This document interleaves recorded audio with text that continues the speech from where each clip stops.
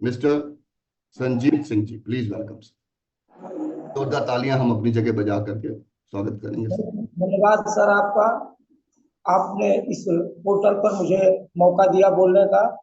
मैं इस पोर्टल पर जुड़े हुए सभी गुरु महागुरु का चरण वंदन करता हूं और मैं सबसे ज्यादा आभारी हूं अवधेश सर का, जो मुझे इस बिजनेस में लेके आए और इस बिजनेस में मुझे तराशने का काम आदरणीय डीके सिंह जी ने किया। और अभी भी आपकी सर आपकी संजीत भाई आवाज थोड़ी सी, जी हाँ नहीं ठीक, ओके ओके ओके, मैंने कम की हुई थी।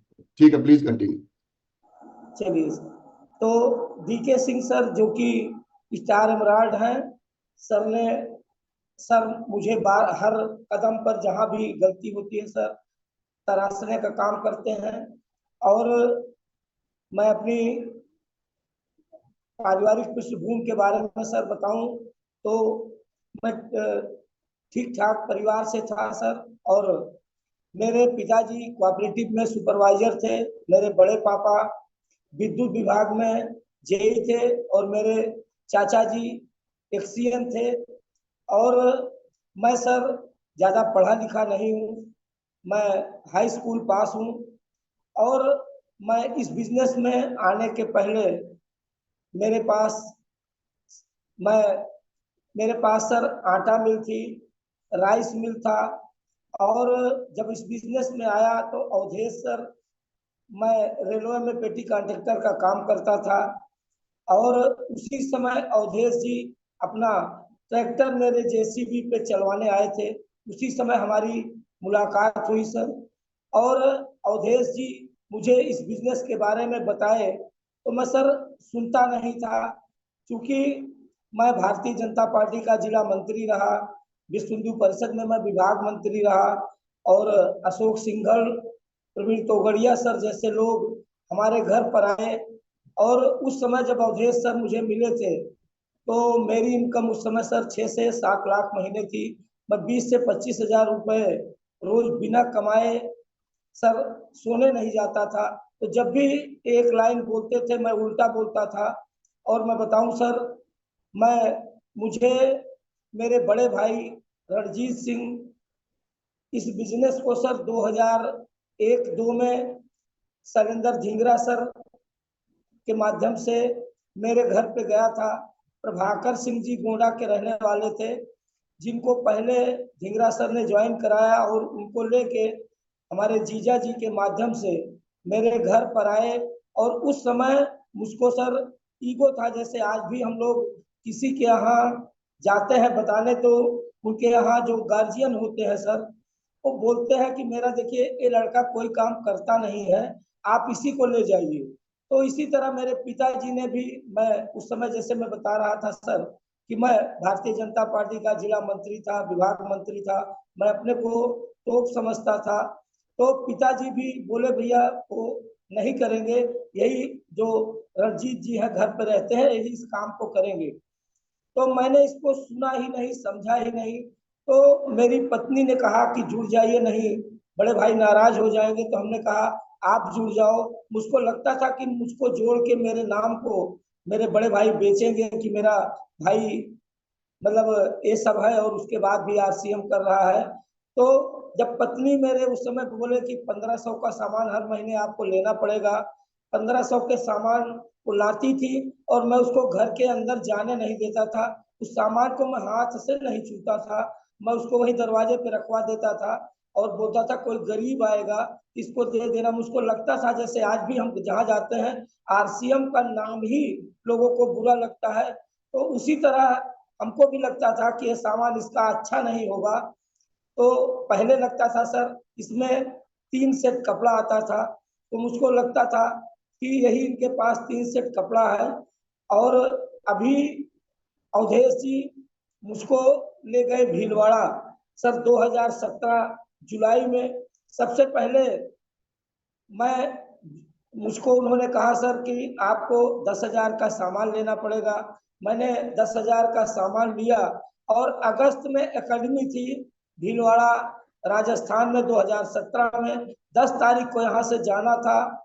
और मैंने अपने जीवन की सबसे कष्टप्रद यात्रा उस समय सर की थी। और मैं पायल्स से बहुत ज्यादा परेशान था। मैं वहां गया और मैंने अवधेश सर से कहा कि मुझे सर कमरा चाहिए, पैसा चाहे जो लगे। तो सर वहां हमने कमरा मिला मुझे, और मैं 2 दिन वहां रहा। और इसके हेल्थ गार्ड आए ने मुझे ऐसा समझाया कि सर आज तक मुझे डिसमोटिवेट कोई नहीं कर पाया। काम मैंने उस समय इसलिए नहीं किया कि उस समय मेरे पास सर काफी दो दो जेसीबी था, ट्रैक्टर था, और लगभग 2 से 2.5 लाख रुपए महीने का सर लाइबिलिटी हुआ करता था। तो मैं जब अवधेश जी आते थे कभी कभी, तभी फील्ड में जाता था। और ना अवधेश जी को इसके प्लान के बारे में, किसी चीज के बारे में आता था, ना मुझको आता था। बस केवल प्रभाव में मैं सर उसको लोगों को देता था। तो वहां जब मैं गया तो मुझको भी सर चैलेंज लेने का बड़ा शौक था। जैसे मैंने सर क्रिकेट खेला तो एरिया में नंबर 1, और मैंने टूर्नामेंट कराया तो जिले का नंबर 1। और मैं उस समय बोल देता था सर दिन भर, क्योंकि वनडे उस समय नहीं हुआ करता था, तो मैं बोल देता था कि सर दिन भर फेंकिए, आउट नहीं कर पाएंगे। तो इसी तरह आवाज जाते हैं। हाँ प्लीज आप कंटिन्यू रहिए सर। ये स्क्रीन का हटा दीजिए सर प्लीज। हाँ चलिए सर, थैंक यू सर। हाँ जी सर। जी सर। फिर उसी समय सर टीसी बाबा ने जो सर इस सिस्टम को के लिए मैं बहुत आभारी हूँ सर का, कि वहाँ उन्होंने बोला सर कि स्टार डायमंड उस समय सबसे बड़ा क्लब हुआ करता था। तो उन्होंने कहा कि इसको कौन कौन कर सकते हैं। तो मैं सर मंच पे गया और लौट के आया भीलवाड़ा से 14 अगस्त को। और मुझको सर जैसे जुनून सवार था। मैंने कहा कि नहाएंगे तब तब जब पहले कुछ इसका प्रोडक्ट सर सेल कर देंगे।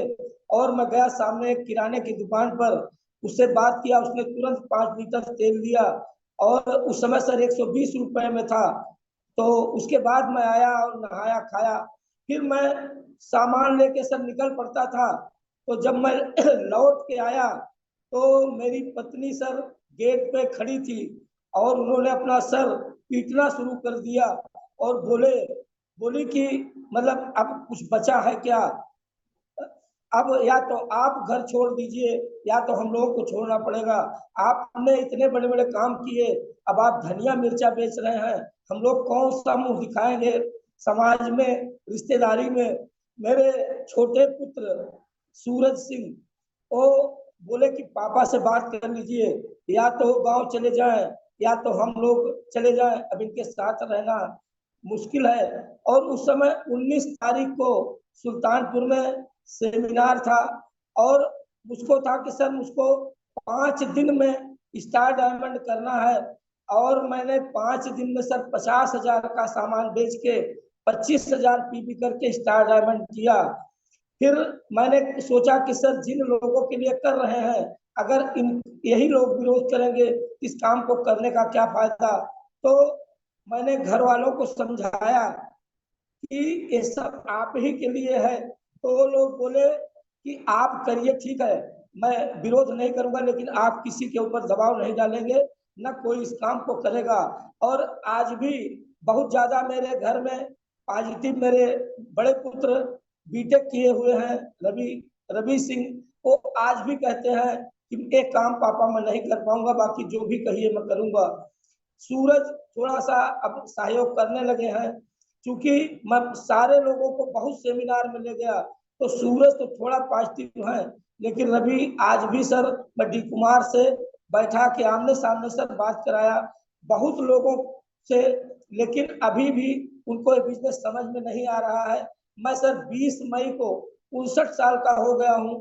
मैं इसके पहले मेरे पास बहुत खराब आदतें थी। अगर समाज में 100 खराब आदतें हैं तो 60 सर अपने पास भी थी। आज आरसीएम ने मुझे मनुष्य बना दिया। मैं इंटर में था तब से ही मेरे पास काफी खराब आदतें थी। तंबाकू खाता था, पान खाता था, और भी बहुत खराब आदतें थी। लेकिन इसमें आने के बाद आज मेरे पास एक आध दो आदतें नहीं कह सकता, बाकी 95% आदतें मेरी ठीक हो चुकी है। तो मैं सर 29 साल माता वैष्णो देवी का दर्शन करने गया और हिमाचल, हरिद्वार बहुत सारे देवता का दर्शन किया। मुझे वो ज्ञान नहीं मिला जो सर भीलवाड़ा जाने के बाद मिला। तो मैं भीलवाड़ा को सबसे बड़ा तीर्थ स्थल मानता हूँ और जब भी वहाँ अकेडमी होती है, आज तक सप्ताह के बाद मेरा कोई भी सर कैंसिल नहीं हुआ और आशा है जब तक सर चलने लायक रहूंगा तो वहां जाता रहूंगा। और इस बार सर अगस्त में अकेडमी है और मैं अपने बेटे और पतोहू को भी लेके आ रहा हूँ। तो यहाँ पे सर वो सब कुछ मिलता है। मैंने जो अपने जीवन में एक सामान्य व्यक्ति को चाहिए सर, वो सब कुछ अपने पास था। मैंने अपने जीवन में 6 कार खरीदा, 6ठी ब्रेजा है अपने पास सर, जिससे मैं चलता हूँ। और मेरे पिताजी ने कहा कि पैसा चाहे जितना कमा लोगे, घर नहीं बनवा पाओगे। मैंने सर नेशनल हाईवे NH 56 पर अपना जमीन खरीद के मकान बनवाया, जबकि सर जमीन हमारी थी, लेकिन मैंने अपने पैसे से खरीद के बनवाया और लगभग सब कुछ ठीक ठाक था। इस बिजनेस में सर एक ही चीज थी कि सर यहाँ पे करना कुछ नहीं था, केवल खाना था, बताना था। और सबसे अच्छी बात मुझे सर स्वास्थ्य मिला। आज के 5 साल, लगभग 4 साल पहले मुझे सर 580 शुगर था। न मैं सर कोई दवा लेता हूँ और न कोई परहेज करता हूँ। मैं सर 10 से 12 घंटे काम करता हूँ। बस थोड़ा सा अभी टेक्निकल जानकारी कम है, सीख रहा हूँ सर। और सीखने में सर सबसे अच्छी बात है, मैं खुद सर जो मेरी क्वालिफिकेशन है, मैं सर चपरासी के ऊपर का फॉर्म भरने लायक नहीं हूँ, लेकिन आज सर अपने लाइफ लाइन में इंस्पेक्टर, जेई, मैनेजर, तो ये सौभाग्य जो मिला सर, यहाँ से आप लाखों लोगों को की जिंदगी बदल सकते हैं, स्वास्थ्य लाभ दे सकते हैं और खुद तो रोजगार की जरूरत नहीं सर। अभी पिछले महीने सर आप लोगों के सहयोग आशीर्वाद से टेक्निकल का मुकाम मिला और अब सर इसके बाद अपने लोगों को टेक्निकल बनाना है, आर्थिक आजादी दिलाना है। और आज गवर्नमेंट की जो 2 सबसे बड़ी समस्या है सर, एक है बीमारी और दूसरी है बेरोजगारी।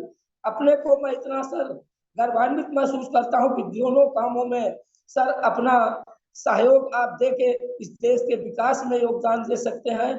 तो बहुत बहुत सर धन्यवाद।